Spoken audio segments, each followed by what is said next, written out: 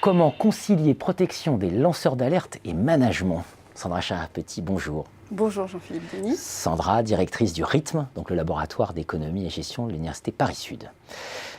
10 ans de travaux, pour faire simple, autour du thème des lanceurs d'alerte, un thème que vous avez largement contribué à imposer dans la littérature.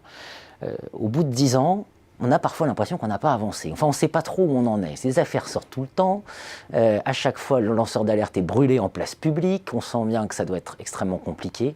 Qu'est-ce qu'on peut tirer comme enseignement de vos travaux pour comprendre cette question? Ça vient d'Enron d'abord, on doit peut-être le rappeler. Enron, le contexte loi Sarbanes-Oxley. du 2002, loi Sarbanes-Oxley, ça traverse l'Atlantique, c'est transposé à travers de chartes qui sont des véhicules de cette transposition pour les entreprises.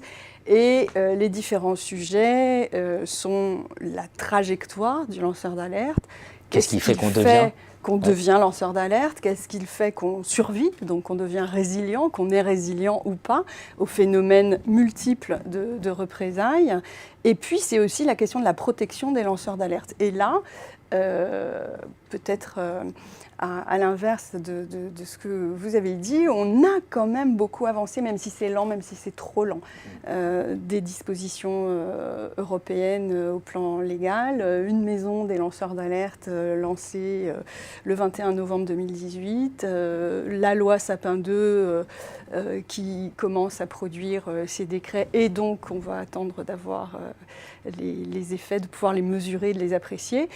Donc une prise de conscience certaine à l'échelle de la société, et le pas peut-être qui manque est la prise de conscience par les grandes entreprises de la nécessité de traiter sérieusement, rigoureusement, les cas de lancement d'alerte plutôt que de les étouffer. Pas un petit sujet, hein. On évoquait Enron, Sarbanes-Oxley. On imagine le choc culturel en France, hein, par exemple, parce qu'il y a quand même un imaginaire de délation derrière. Tout à fait, puisque c'est certaines lignes de lancement d'alerte, les systèmes de dispositifs de whistleblowing ont été rebaptisés par les salariés Allo Collabo. Le lanceur d'alerte entre loyauté et prise de parole, pris dans ce dilemme. Le dilemme principal qui s'impose et qui se pose au lanceur d'alerte, c'est parler ou se taire. S'il parle, il est en cohérence avec sa colonne vertébrale éthique. S'il se tait, il reste malgré tout loyal à l'organisation qui l'emploie.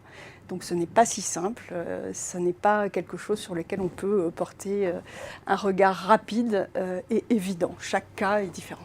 Précisément la raison pour laquelle je vous recevrai pour une version longue de cette interview. Avec grand plaisir, Jean-Philippe. On rentrera dans l'ensemble de ces sujets. Merci Sandra. Merci Jean-Philippe.